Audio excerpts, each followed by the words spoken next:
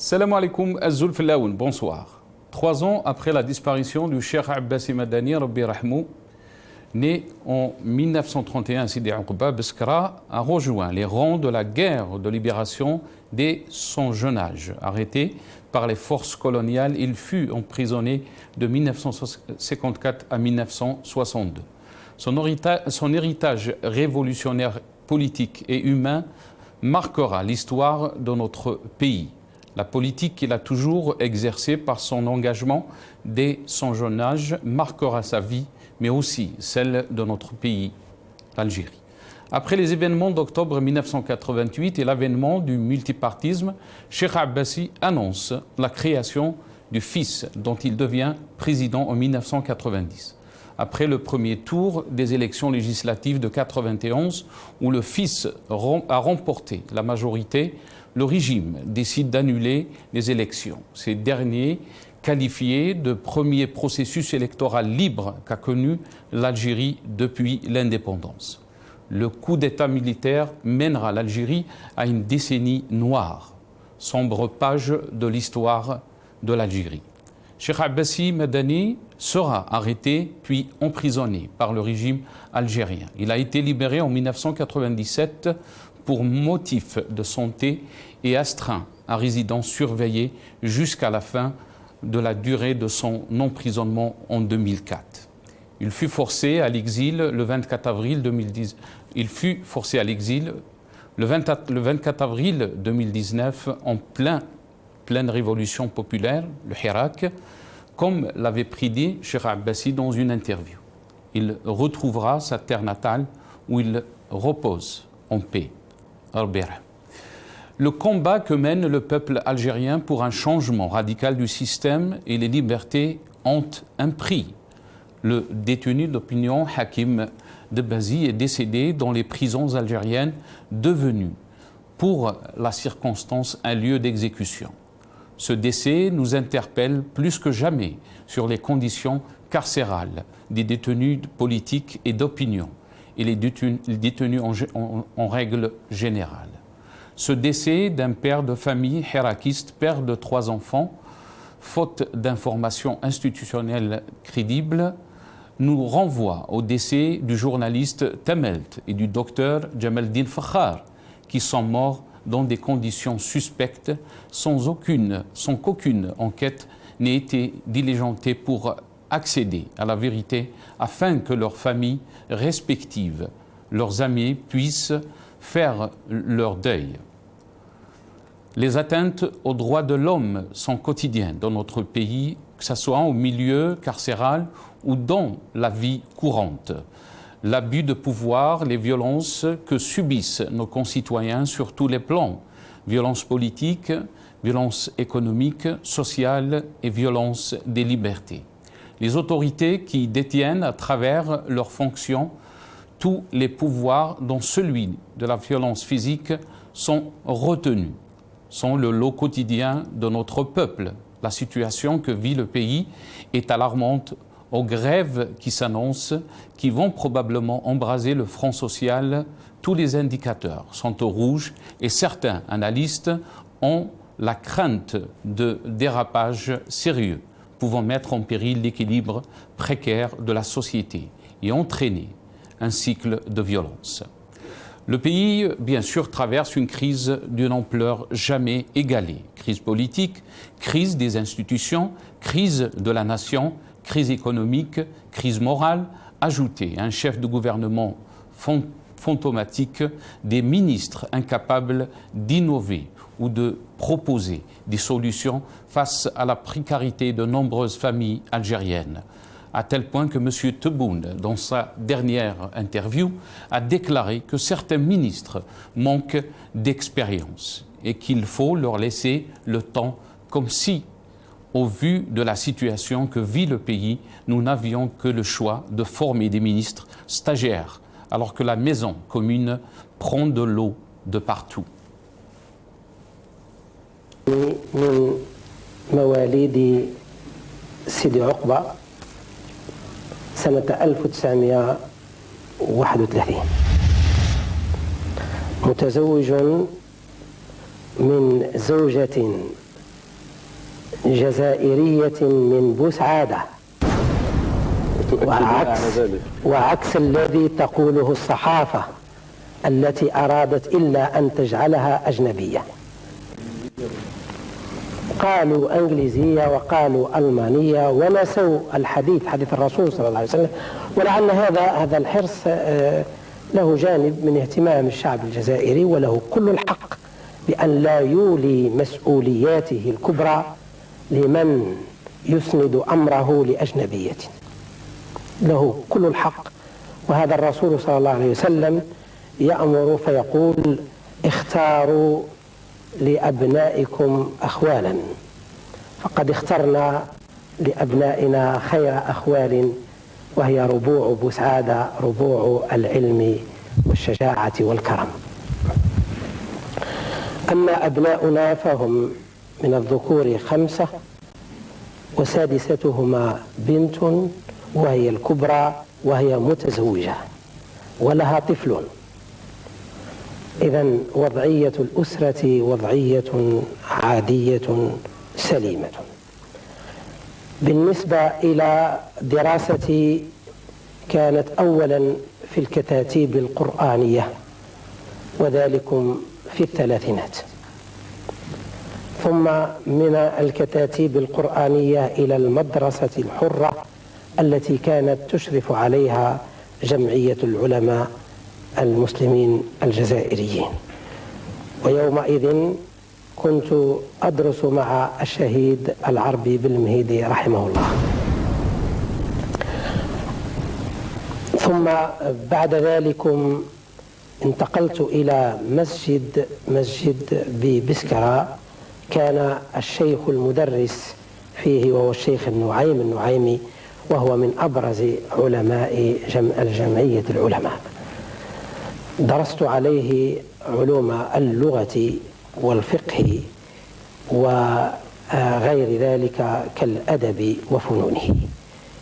بعد ذلك جاءت المعركة السياسية وحالت دون ذلك، فدخلنا غمار الثورة منذ بدايتها، منذ الإعداد لها وتفجيرها، ثم بعد ذلك قضيت في السجن 7 سنوات ونصف.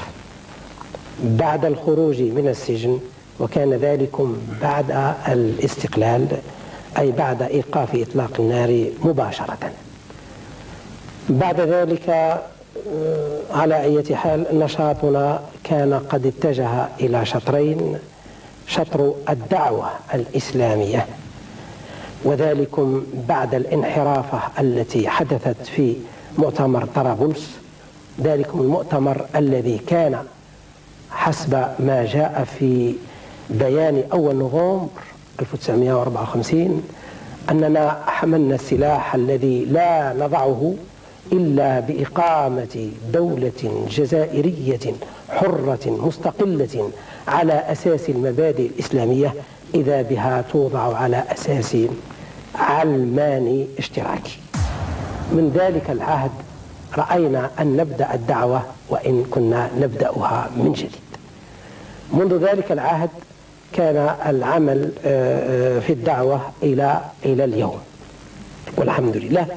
بالنسبة إلى دراستنا العلمية، فقد حصلنا على ليسانس في الفلسفة بجامعة الجزائر، وكذلك دكتوراه الدرجة الثالثة في جامعة الجزائر. وكان لزاما حسب مقتضيات حاجة البلاد وحاجتنا أن انتقلنا إلى جامعة لندن، حيث أعددنا دكتوراه الدولة أو ما يسمى بالبي اتش دي في التربية المقارنة. هذا من حيث الدراسة. أما من حيث الدعوة، ها نحن الآن انتهينا إلى نتيجة بحمد الله، هو العمل من أجل أن نعيد المياه إلى مجاريها. 3 ans après la disparition du Cheikh Abbassi, le peuple continue sa révolution. C'est le titre de notre émission pour ce soir. Et pour en parler, j'ai le plaisir d'accueillir Adel Jabbar, analyste politique, qui est avec nous depuis le Canada via Skype. C'est Adel Jabbar, bonsoir. Merci d'avoir accepté l'invitation. Marhaba bik, c'est Adel. Monsieur Anor, Sinassar, merci beaucoup pour l'invitation. C'est toujours un plaisir de participer à vos émissions. Un grand bonjour à notre peuple en Algérie, avec une pieuse pensée à nos otages politiques injustement incarcérés dans les geôles de la dictature. Merci, Siad. C'est toujours un plaisir de vous avoir aussi. Un grand plaisir aussi d'avoir avec nous Sibrahim Younsi, analyste politique, ancien cadre du MDA 82-88, qui est avec nous depuis Paris via Skype. Sibrahim, marhaba bik. Le Skype d'aujourd'hui vous a rajeuni de 10 ans, Sibrahim. Marhaba bik. C'est gentil, c'est très gentil. Je vais me sentir plus jeune encore. Voilà. Merci Nasser, merci encore pour l'invitation et je salue Adel. Marhaba bik Sibrahim, c'est toujours un plaisir de vous avoir.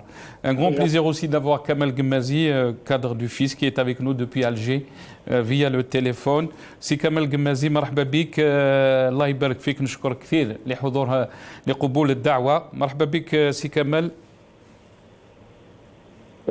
شكرا أستاذ ناصر تحية لك وتحية لجميع الضيوف الكرام تحية خاصة للأستاذ عادل جبار وإبراهيم يونسي تحية رمضانية صحة فطوركم صحة رمضانكم وربي يتقبل منا ومنكم وشكرا على الدعوة خاصة في مثل هذه المواضيع اللي تهم كثير الشعب الجزائري. بارك الله فيك أستاذ كمال جمازي نشكره كثير وصحة رمضانك. Donc, je vais commencer cette émission avec vous, Sibrahim. 3 ans après donc, la disparition du Cheikh Abbassi Madani, qu'est-ce qu'on peut dire, Sibrahim? Rappelons que la chaîne El Magharibiya a toujours donc rendu hommage non seulement au Cheikh Abbassi Madani, mais aussi à toutes les personnes qui ont marqué l'histoire de notre pays. Et quand je dis qui ont marqué l'histoire de notre pays, et là bien sûr je parle du positif, du côté positif. Comme on a parlé de Aït Ahmed Rabbi Rahmou, de Mehri. Donc aujourd'hui c'est l'occasion de parler de Cheikh Abbassi Rabbi Rahmou 3 ans après sa disparition. Qu'est-ce qu'on peut dire, Sibrahim? Quoi dire d'autre? C'est que Abbassi Madani a eu un long parcours, un très long parcours de militant. Il s'est présenté. Il était un militant du MTLD. Et puis, bien entendu, il a été parmi le groupe chargé de déclencher la lutte de libération nationale. Lui a été chargé de déposer un paquet à la RTA, Boulevard des Martyrs.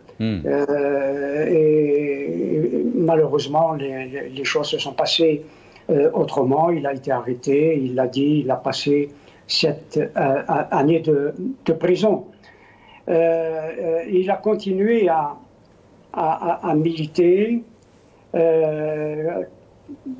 D'abord, je crois qu'il n'en a pas fait mention, parce que moi, c'est là que je l'ai connu. C'est dans le Qiyam al-Islamia. Il était un des responsables de Qiyam al-Islamia, il était responsable de la jeunesse. Dans Qiyam, je crois qu'il ne l'a pas dit dans sa présentation. Et il était, mon frère, il était un de ses proches. Donc j'ai relativement bien connu Abbassi Madani dans les années 60-70, avant que je ne quitte l'Algérie. C'est dire qu'il y avait une proximité avec Abbassi Madani.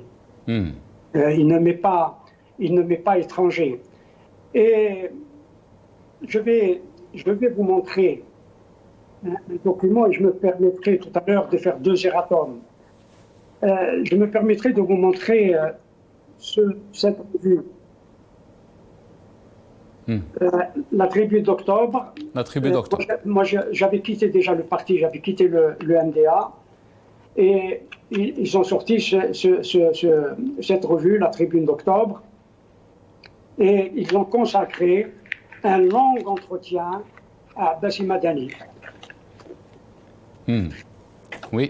Et c'est 7 pages d'entretien avec Abbassi Madani. Mais je me permets de vous lire juste un petit passage, notamment qui fait référence à ce que dit, et là je ne suis pas d'accord avec Abbassi Madani, d'ailleurs il le dit dans cet entretien, sur le Tripoli et sur le programme de Tripoli. Ce petit pavé dit la chose suivante: intégriste, obscurantiste, rétrograde, la panoplie des mots est illimitée pour qualifier bien à tort, comme l'indique clairement l'interview qui suit, les courants islamistes algériens. Malgré quelques réserves notamment, et à juste titre à mon sens, à propos de la charte de Tripoli, en fait du programme, il ne s'agissait pas d'une charte, mais du programme de Tripoli et ses rédacteurs, que personne n'est en droit d'accuser d'avoir voulu fourvoyer les principes du 1er novembre 1954. C'est avec un intérêt tout particulier qu'il convient de découvrir la riche pensée de l'un des dirigeants les plus en vue du mouvement islamiste, le docteur Abbassi Madani. Et il est vrai qu'à Tripoli, il n'était pas question de fourvoyer, de détourner le 1er novembre, d'autant que le programme de Tripoli a été adopté à l'unanimité et il était question du socialisme, et le socialisme a été choisi comme option par l'ensemble des congressistes du congrès de Tripoli. Et cela, c'est une vérité. Permettez-moi de faire... D'ailleurs, je profite de l'occasion pour dire que c'est un attachement personnel, que aussi Ahmed Ben Bella est décédé il y a 10 ans, le 11 avril 2012, en 2012. Et aujourd'hui, donc, peut-être aussi faite à des hommes qui ont conduit la révolution algérienne. Et aussi, juste aussi pour rajouter, Ibrahim, donc l'anniversaire aussi du départ de Ali Hia Abdelnour. J'allais y venir. Je fais 2 erratums. Le premier erratum, c'est que j'avais donné la nationalité française au grand historien tunisien. Donc il était tunisien, il n'était pas français, c'est ma langue qui avait fourchu, Hicham Jaïlet, c'est un grand historien tunisien. Oui. Donc c'est fait. Et puis hier, je n'avais pas entendu une partie de la question que m'avait posée Sidi Jamaldin sur la question du voile, en me disant, et j'ai revu les choses, et en me disant, dans l'histoire du monde, y a-t-il un pays qui avait interdit le voile dans l'espace public? Oui, j'avais dit non, je vais dire à ma connaissance non, mais il m'était revenu à l'esprit Atatürk. Et effectivement, Atatürk avait interdit le voile dans l'espace public en Turquie quand il est arrivé au pouvoir, après la chute du Khalifa en 1923, quand il a pris le pouvoir, et il avait latinisé de façon un peu cavalière la Turquie.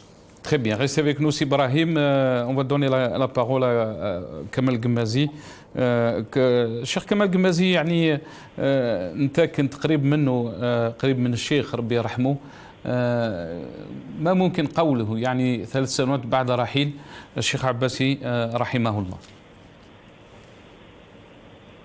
نعم، الشيخ عباسي مدني عليه رحمة الله كما جاء يعني في المقدمة، وكما جاء في التعريف نتاعو بنفسه يعني في لقاء الصحافة، هو رجل يعني يتميز بالنشاط، يعني منذ الصغر نتاعو، يعني التعليم في المدارس تاع جمعية العلماء، ثم ما وصلش مع جمعية العلماء والتحق بالجانب السياسي بحركة انتصار الحريات، وكان تحت القياديين في المجموعة 22، يعني في محمد مرزوقي عليه رحمة الله وعثمان بالوزداد، ويعني اتجه للنضال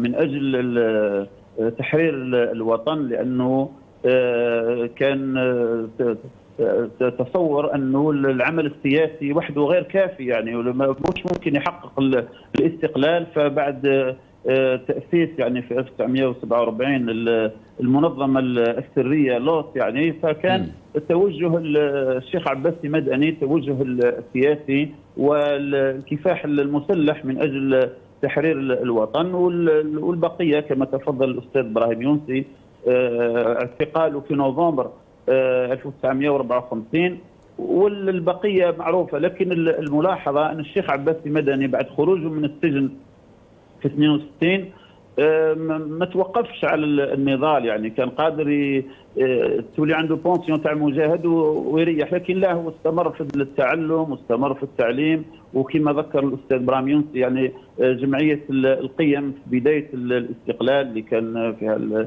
الشيخ التيجاني وملك بن نبي وكثير من العلماء وكثير من الاسماء في ذلك الوقت يعني. فقلت والشيخ عباس المدني يحسد على هذا التاريخ لأنه استمر في النضال إلى آخر رمق. يعني هو توفي في 2019 يعني قبل 3 سنوات، وكانت في ذلك الوقت 2019 هي سنة الحراك، بداية الحراك، وقال كلمة في تأييد الحراك وكلمة بثتها قناة المغاربية. يعني استمر في النضال إلى آخر رمق من حياته.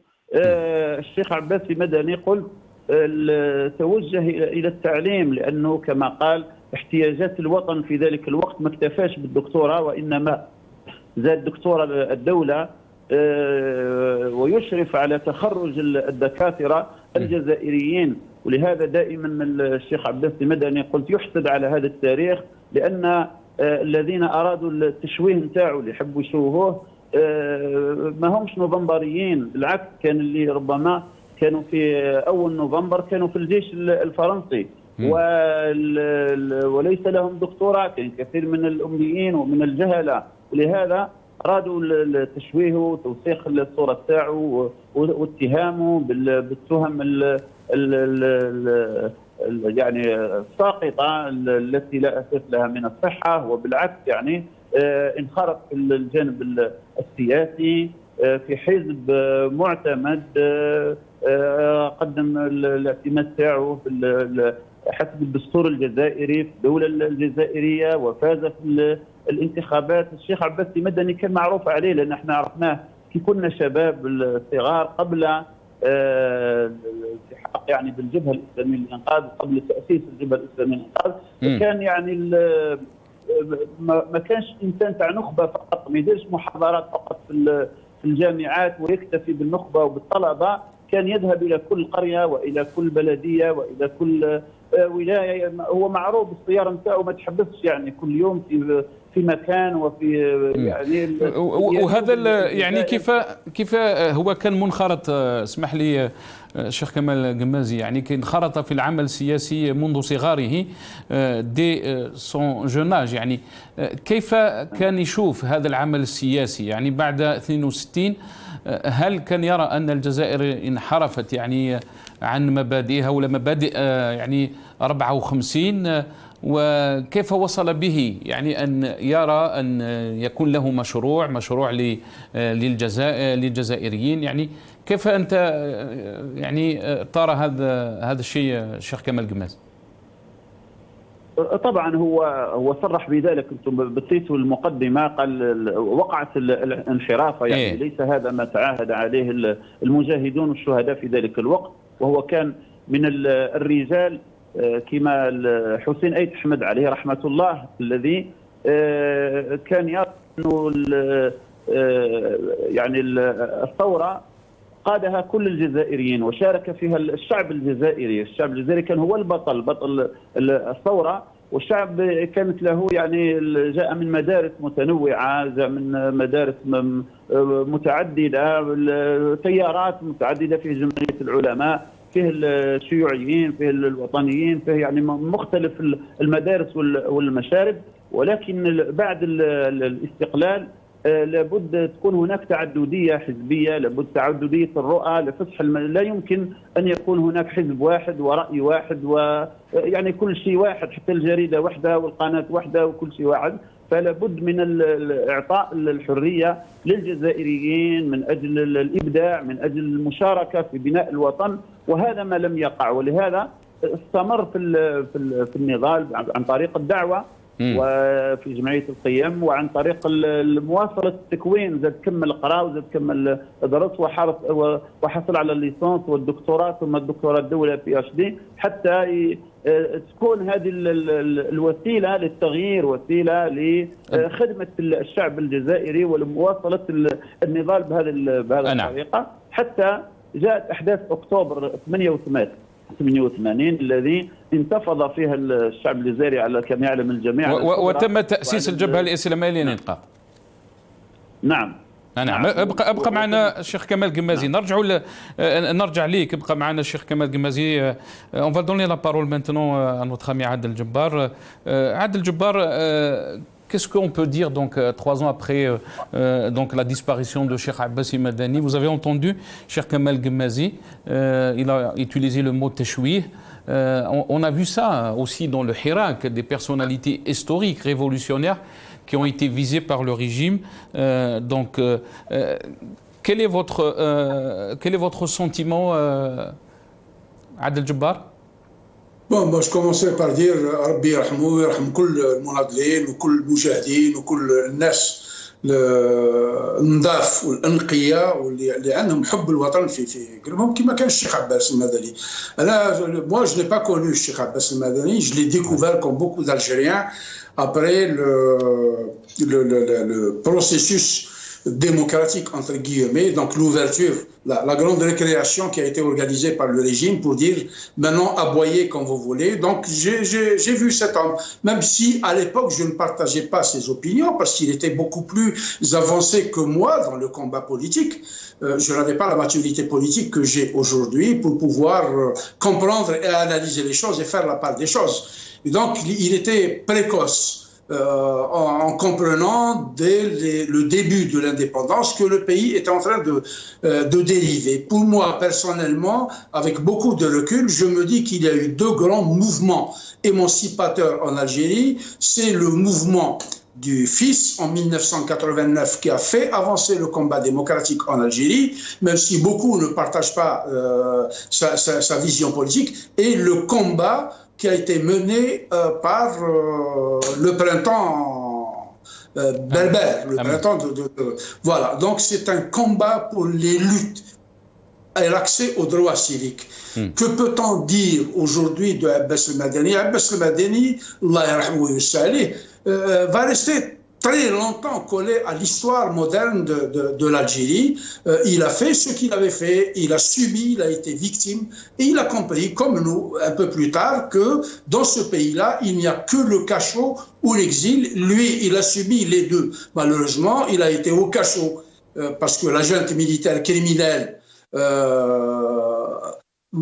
met en cage les plus beaux oiseaux du monde, comme je ne le cesse de répéter, et puis il a été poussé à un exil forcé, et il est mort. Et quand il est mort, ils ne lui ont pas fait de cadeau. Même mort, ce régime criminel s'est vengé de lui, parce qu'il n'a pas permis à ses enfants de venir accompagner la sépulture et le mettre en terre. Puis maintenant, pour la propagande, la désinformation, la diabolisation, ça c'est des pratiques que nous connaissons depuis le début de l'humanité. Ne dit-on pas que la propagande et la prostitution sont les 2 plus vieux métiers du monde? Et c'est là où excelle ce régime militaire illégitime. Donc, ce monsieur-là, Allah yarhamou yusalih, il a gradué, il a eu un parcours extraordinaire. Il a terminé avec un doctorat d'État. Ce n'est pas comme Zouaïl et Annalium, ils sont sortis des casernes, ils ne sont pas sortis de Princeton, de MIT, de Harvard, de Chicago University ou de Oxford, de Stanford. Donc c'est Zouaïl, c'est l'intelligence contre l'ignorance. Cheikh Abbas al-Madani, quand je lis son parcours, je comprends qu'il était beaucoup plus avancé que nous en termes de réflexion. Il a compris que les 2 seules forces les plus puissantes de l'humanité sont la science et sa modernité, et le combat pour les luttes démocratiques, civiques, afin d'émanciper les gens, parce que Rabbi subhanahu inna khalaqnakum ahrar wa hna jaaw nidam yastabidna wa yarja'na des esclaves et il nous soumet. Donc encore une fois, نترحم عليه ونترحم على جميع الناس اللي ماتوا في سبيل الوطن هذا وفي سبيل الحرية تاع الشعب. Vous avez parlé donc, vous avez dit Adel Jabbar qu'il était en avance donc dans son analyse et aussi dans sa vision des choses. On va essayer de vous faire écouter. J'aimerais avoir votre votre avis par rapport à ce que vous allez voir, cette vidéo. Donc, c'était une interview qui a été accordée à une télévision donc, par Cheikh Abbasi Madani Rabbi Yarhamou, et qu'il parlait donc de cette révolution du peuple, de la jeunesse. C'était des années juste avant le Hirak. On l'écoute et je reviens à mes invités. إن تغيرات أخرى حدثت خاصة تلك التي ظهرت عند الجيل الجديد. تقصد الجيل الجديد في فرنسا؟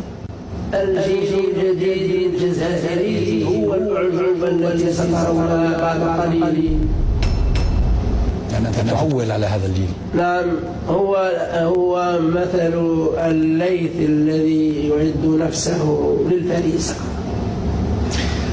قلت أنك تعول على الجيل الجديد في الجزائر، وبأن هذا الجيل عاجلا سوف يتحرك. ما هي آلية هذا التحرك؟ ماذا تتوقع؟ جيلنا تنازل كثيرا، حقق الاستقلال عن طريق الثورة، ولكن الجيل الذي أتى هو صار أكثر تضررا منا. ألم تسمعوا بالشباب الذي يرمي بنفسه للحيتان في البحر الأبيض المتوسط هربا؟ نعم، أنا لا أقول هربا، وإنما هو انتقام، هو يأس. سرعان ما انتبه قال: ما دمت أنا أواجه الخطر، أواجه المادية الطبيعية والباطن والمستقبل، والوقت لم يبق طويلا. من البلاد العربية والإسلامية ومنها فلسطين. الشعب الجزائري ليس من السذاجة اليوم أن يسمح لهم بأن يدخل في هذه الأكاذيب. رأيتهم يتكلمون عن الدستور لتكوين عهدة أو 10 عهدات ليعيش بوتفليقة قرونا فقرونا فقرونا وليعيش عيش الموت.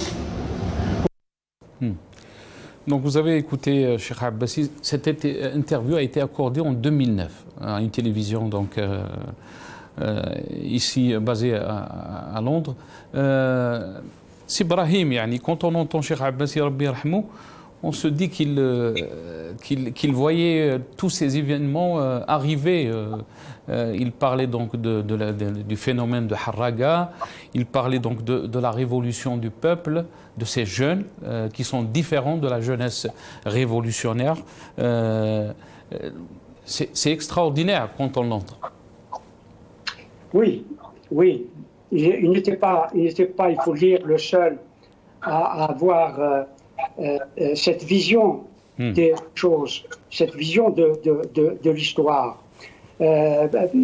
Beaucoup de nos dirigeants ont eu cette prémonition, si j'ose dire, qu'il allait se passer quelque chose et que la jeunesse allait effectivement sortir dans la rue. Mais permettez-moi, je fais juste une halte pour نحيي Cheikh Kamal Gmazi, ما حييتوش نحيي Cheikh Kamal Gmazi. Salam alaikum. Donc ils ont eu cette prémonition. Et nous avons tous écrit là-dessus, sur le fait que la jeunesse algérienne était, d'ailleurs nous-mêmes nous disions à l'époque, que la jeunesse était la classe historique. Ce n'était plus la classe ouvrière qui était la classe historique, et c'était la jeunesse algérienne qui devenait la classe historique. Et pour le pouvoir, et pour certains pouvoirs dictatoriaux, la jeunesse était considérée comme une classe dangereuse. Or, le 22 février a démontré et continue de démontrer que la jeunesse est réellement la classe historique, parce que c'est elle qui est devenue le moteur de l'histoire. C'est dire que Bassi Madani et d'autres avaient bien analysé la situation de ce pays et que la jeunesse algérienne, parce que les 70-80% de la population algérienne était très jeune, et cela ne pouvait échapper à ceux qui savaient analyser les situations politiques et sociales. Et il n'était pas, pas cohérent de ne pas considérer, de ne pas voir que cette jeunesse allait se révolter à un moment ou à un autre. Et chacun d'entre nous disait à l'époque, le peuple va se révolter, en tout cas sa jeunesse allait se révolter parce qu'elle vivait mal en Algérie. Elle était en situation de mal-vie, on parlait beaucoup de mal-vie. D'ailleurs, il y a des films, il y a des chansons qui étaient sorties pour montrer la mal-vie de cette jeunesse dans les quartiers, dans les cités, dans les campagnes, etc. Et qu'à un moment ou à un autre, il allait y avoir une explosion. Cette explosion est venue de façon globale, est venue le 5 octobre 88. Le 5 octobre 88 a été non seulement un détonateur, mais un moment de rupture entre le peuple et le pouvoir. Et le pouvoir en place. Très bien. Restez avec nous, Sibara. Allez-y, finissez votre... Le 5 octobre 88 a fait que émergent effectivement des partis politiques comme le Front islamique du salut, qui a été véritablement un bulldozer dans la société. Et non seulement cela, il a été véritablement un bulldozer, mais le fait le plus significatif, en tout cas à mes yeux, c'est qu'il a intégré... vous voulez dire un bulldozer électoral, Sibrahim? Bulldozer électoral, vous voulez dire? Non. Il a réintégré tous les faubourgs des grandes villes et des villes qui étaient exclus. Les banlieusards, vous savez que la banlieue, ce qu'on appelle la banlieue, c'est le lieu du bannissement. Tous ces Algériens, cette jeunesse algérienne qui était bannie, qui était jetée dans les faubourgs d'Alger, d'Oran ou de Constantine ou de Annaba, etc. Et le fils, il faut le dire, a réintégré toute cette jeunesse. Très bien. Et il a réussi à la structurer, il a donné un sens à leur vie. Je vais vous laisser retrouver votre souffle. Restez avec nous. الشيخ كمال القمازي، يعني كي نسمعوا هذا الحوار، سمعت يعني حوار الشيخ عباسي ربي يرحمه مع هذه القناة، يعني كان يتنبأ بالحراك، بالثورة السلمية. ما رأيك أستاذ كمال القمازي؟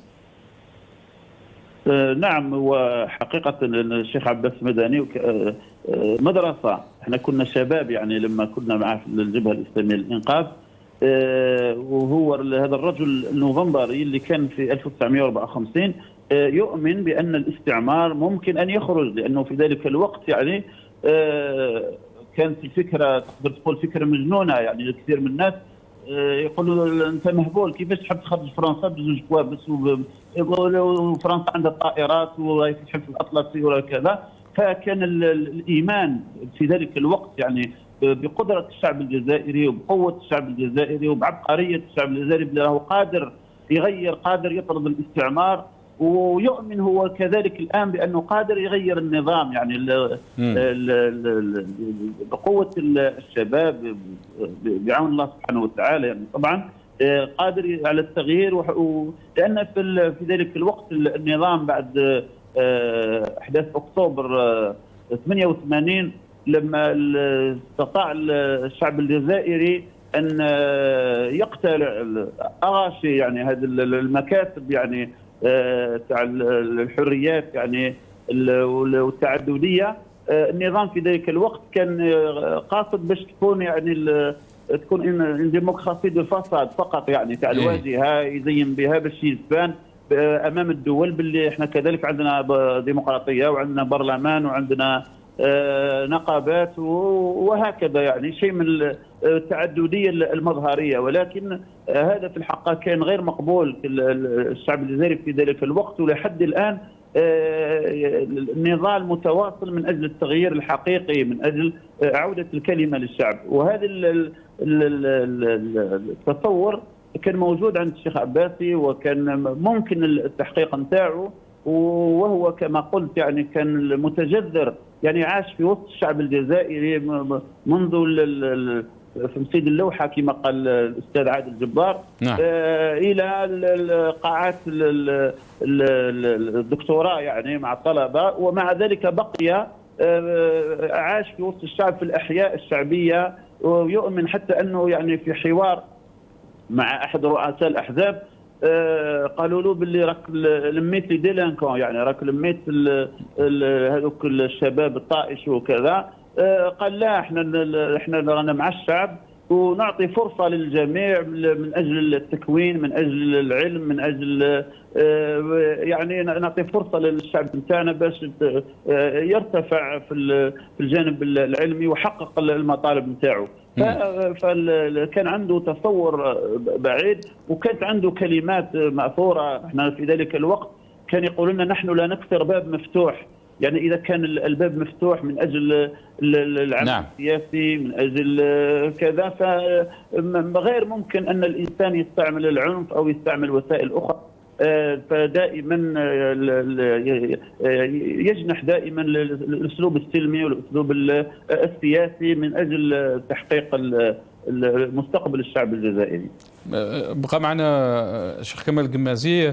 Adel Jabbar, le régime a tout fait pour essayer d'effacer donc de la mémoire des Algériens ces personnalités politiques mais aussi historiques qui ont voulu donc changer le système, qui ont été poussés à l'exil. Est-ce que vous pensez que ces politiques sont toujours d'actualité? Là, quand je parle de politique, je parle du régime, bien sûr. Non, elles sont toutes vouées à l'échec. Le tout sécuritaire n'a jamais réglé le problème. C'est une fausse solution à un véritable problème de fond qui est un problème politique. Il y a aujourd'hui un désaveu profond entre le peuple algérien et le régime de pacotille qui flotte dans l'air. Il est sans racines, il est hors sol. Donc il n'a aucune chance d'aboutir. Ce n'est pas parce que les Algériens terrorisés par la violence, par l'agression, par le jour, par la pauvreté, par la paupérisation se sont tus. Ce n'est qu'une rémission rétive. Ce peuple algérien va sortir, il va arracher son indépendance. Je vais m'arrêter là pour saluer Brahim Brk ou c'est Kamel Guemmazi pour ne pas faillir à la tradition. Voilà, et faire comme eux. Donc, ce régime-là échouera. Il y a quelque chose qui a attiré mon attention quand Brahim avait parlé des banlieues et quand Kamel Guemmazi avait parlé de les élites politiques en dessous, l'AREA. C'est-à-dire, quand le Cheikh Abbas Madani s'est entretenu avec un homme politique qui considérait que le fils a recruté, a encarté uniquement l'AREA. Il est vrai que les grandes villes d'Algérie sont toutes entourées, cernées par des ceintures de la misère. C'est des Algériens comme nous qui ont été paupérisés, marginalisés, méprisés dans leur lieu d'origine, qui se sont rabattus sur les grandes villes. Donc ils ont construit des taudis, greba, et avec les moyens de bord pour survivre, trouver du travail et envoyer leurs enfants à l'école.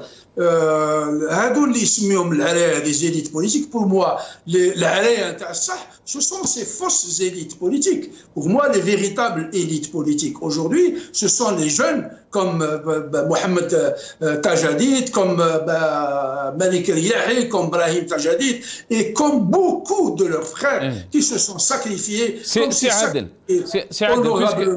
Puisque vous êtes en train de parler de ces jeunes qui sont en prison, et des sacrifices.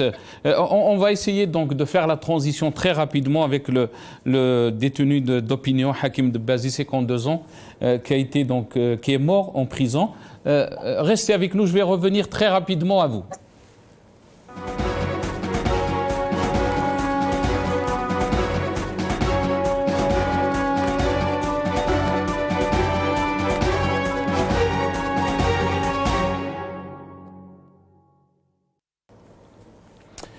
Voilà, donc on va reprendre avec cette affaire du détenu politique Hakim Debbazi, 52 ans, père de 3 enfants, qui a été qui est mort en prison et qui a été inhumé aujourd'hui dans sa ville, Hadjoud. Adel Jabbar, on a quelques images et je vais vous donner la parole juste après. On regarde ces images. الله أكبر الله أكبر الله أكبر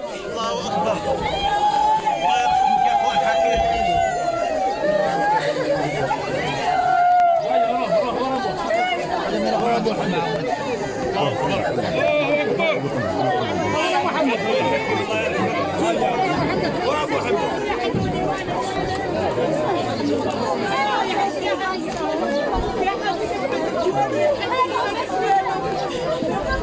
حكيم لله وإنا إليه راجعون الله يرحمك يا أخوي حكيم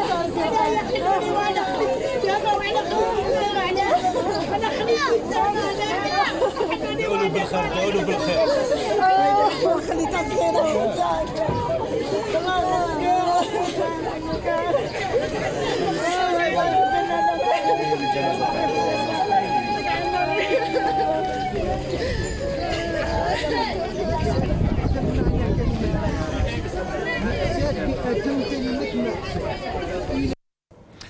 Donc vous avez vu les images donc de Hakim Debbazi, 52 ans, Rabbi Rahmou, Rabbi Ya'ti Sbar, Inch'Allah, l'Ahl Ta'ou, père de 3 enfants. Il était donc détenu d'opinion ou détenu politique. Ce qu'on a comme information a bien sûr confirmé que sa famille a déclaré qu'il n'était pas malade, beaucoup de questions se posent sur son décès. Adel Jabbar, sur le sacrifice du peuple algérien, bien sûr aujourd'hui, donc on parle de ce monsieur, de ce hirakiste Hakim Debbazi, 52 ans. On avait parlé auparavant donc de Tamel, Rabbi Rahmou, de Kamaldin, de Kamaldin Fakhar aussi. Qu'est-ce qu'on peut dire quand on voit des images pareilles, Siad? Ben, franchement, il n'y a pas de commentaire, ça déchire le cœur, ça afflige et ça rend triste de voir que fait Shahr al-Rahma, Shahr al-Maghfira, Shahr al-Ibada, Shahr al-Siyam, Shahr al-Sadaqa. Les Jazairiens, ils sont soumis à des images d'une atrocité et d'une monstruosité inimaginable. C'est terrible. C'est terrible. Malheureusement, ça ne va pas être le dernier cas. Nous avons affaire à un régime psychopathe, sociopathe, criminel qui a tué 250 000 Algériens. Il a provoqué leur mort, il a continué à provoquer la mort de nos enfants dans la mer Méditerranée. Ils sont en train de se noyer par dizaines ou par centaines. Ça ne l'émeut pas. Ce régime-là est un régime colonial, comme je n'ai jamais cessé de le dire. Moi, je saisis cette opportunité, ce n'est pas une, mais c'est une triste occasion pour rappeler qu'en Tunisie, il y a eu le cas Bouazizi qui a soulevé tout le peuple tunisien pour aller dans la rue et faire descendre un tyran, un sanguinaire, un autocrate, un dictateur de son trône, et il est mort comme un chien en exil. الشعب تاع الجزائر انا حبيت نشوف الشعب تاع le 22 février 2019 يخرجوا parce qu'ils يخلصوا فيهم. Ils ne s'arrêteront pas. Ce régime criminel ne s'arrêtera que contraint et forcé. Il ne croit qu'au rapport de force. Quand nous sommes isolés comme ça, ils viendront ramasser les Algériens un à un. Ils en feront ce qu'ils feront. Sortons de cet état victimaire, prenons-nous en charge et luttons contre cette voyoucratie antinationale. Restez avec nous, Restez avec nous, Adel Jabbar. Je vais donner juste la parole à Sibrahim parce qu'on me dit qu'il ne me reste pas beaucoup de temps. Sibrahim, c'est très triste ce qui se passe en Algérie. Un père de famille, donc proche du Hirak, si on peut dire, détenu d'opinion, 52 ans, père de 3 enfants. Il perd sa vie donc en prison, dans des conditions jusqu'à maintenant on ne sait pas. Aucun communiqué des autorités. Sibrahim. Il ignore les vivants. Il ne peut qu'ignorer les morts. Il est méprisé. dire que c'est un pouvoir sans compassion, sans humanité. Et ce régime, ce pouvoir en place est un pouvoir fantoche. Que voulez-vous qu'il fasse? Quel autre moyen a-t-il? Parce qu'il n'a pas d'humanité. Il n'utilise que la mort et la violence. Parce qu'il est producteur de violence. C'est lui qui produit la violence. Et il méprise, c'est un acte de mépris qu'il a envers la famille de cet homme, de ce père de famille. Et il a un mépris à l'égard du peuple algérien. C'est pire que ce que nous avions vécu comme mépris à l'époque de la colonisation. Nous étions méprisés par ceux qui nous dominaient, qui nous colonisaient.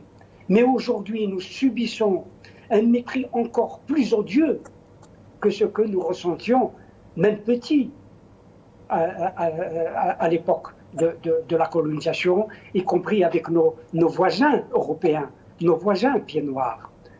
C'est dire que ce régime a dépassé toutes les limites.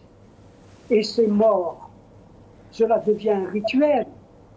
Des morts en prison, cela devient un rituel. Cela devient une habitude. Et ce pouvoir n'a aucun un remords envers les familles, envers les détenus, qu'il est en train d'une certaine manière d'abattre sans utiliser des armes à feu ou des armes blanches. Il est en train de les tuer par un traitement inhumain dans les prisons. C'est dire que, bien entendu, on ne peut pas aller au-delà parce que les révolutionnaires qui sont sortis le 22 février, qui sont restés pendant des mois et des mois dans les rues d'Alger et d'ailleurs, de toutes les villes, de tous les villages d'Algérie, ont choisi de faire une révolution sans violence. C'est vrai que beaucoup pensent que la révolution doit se faire avec violence. Or, nous avons choisi, ils ont choisi une révolution sans violence. Parce qu'il y a des violences sans révolution et il y a des révolutions sans violence. Or, la révolution du 22 février est une révolution sans violence. Malheureusement, nous étions passés par des violences sans révolution. Restez avec nous, سي إبراهيم. أستاذ كمال القمازي، يعني الجزائر ما زالها في مأزق سياسي منذ التسعينات.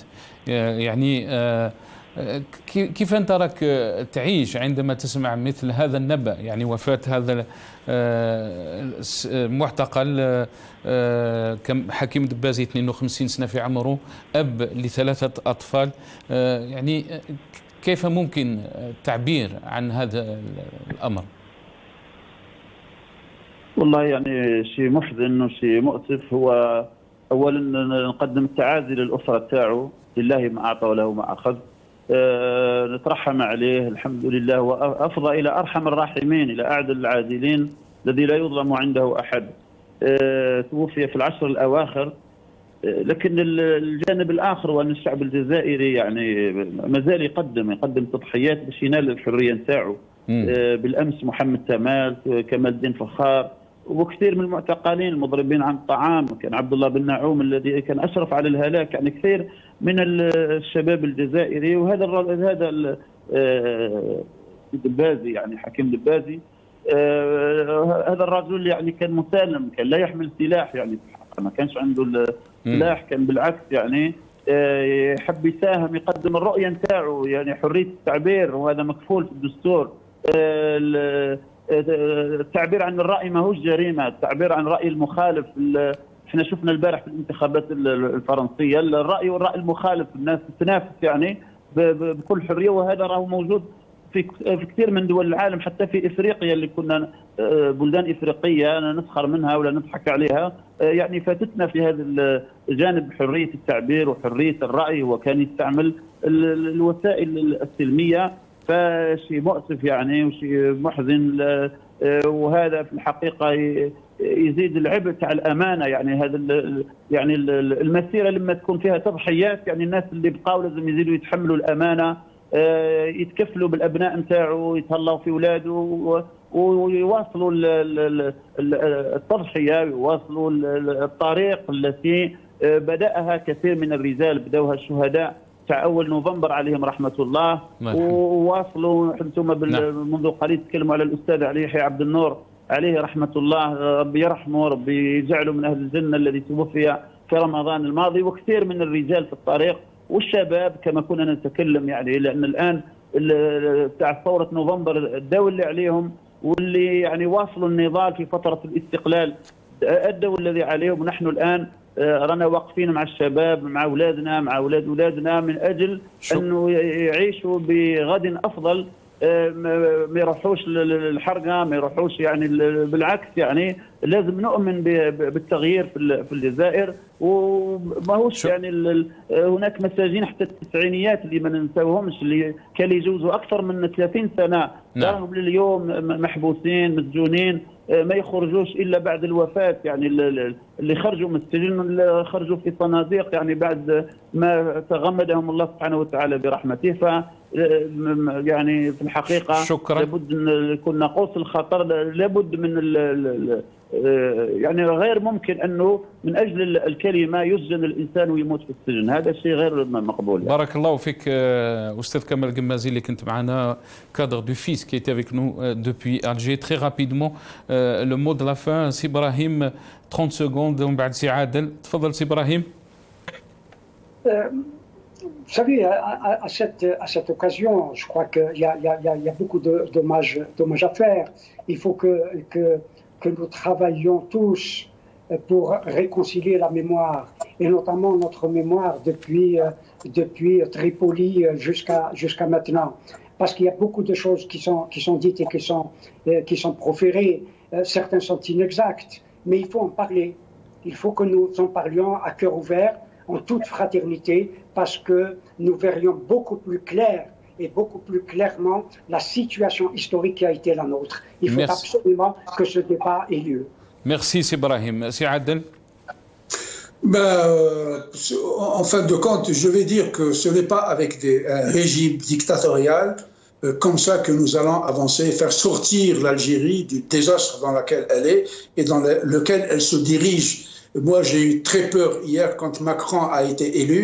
J'ai écrit un post pour dire la France-Afrique est renouvelée pendant 5 ans et aujourd'hui, c'est le gaz de schiste qui est visé. C'est la seule chose qui intéresse les puissances occidentales, en l'occurrence la France, qui est le véritable propriétaire de ce pays-là, pour ruiner notre pays. Je demande à notre peuple, surtout à sa jeunesse, qui a une conscience politique extrêmement élevée, de faire très attention et de s'opposer pacifiquement pour qu'on ne nous bousille pas notre pays. Moi, je vous l'ai dit, je suis certain qu'entre des mains nationalistes, patriotes, expertes, compétentes, l'Algérie fera en 20 ans partie des G20. Merci. Sous le régime Al-Askar, elle restera toujours comme ça. Elle fera partie du régime du G20. Nous allons avoir faim et ils ont commencé leur politique de contrôle social par l'estomac et par la peur. N'ayons pas peur d'eux, affrontons-les pacifiquement, ils partiront. La souveraineté appartient au peuple. Merci Adel Jabbar. Elle n'appartient pas à une commission de généraux. Barakallahu fik. Merci à vous Adel Jabbar, analyste politique qui était avec nous depuis le Canada. Merci à vous Ibrahim Younsi, analyste politique, ancien cadre du MDA 82-88, qui était avec nous depuis Paris et qui a rajeuni de 10 ans, je dois l'admettre. Kamal Goumazi, qui était avec nous depuis Alger, cadre du fils. يعطيكم الصحة، صحة فطوركم، بقوا على خير.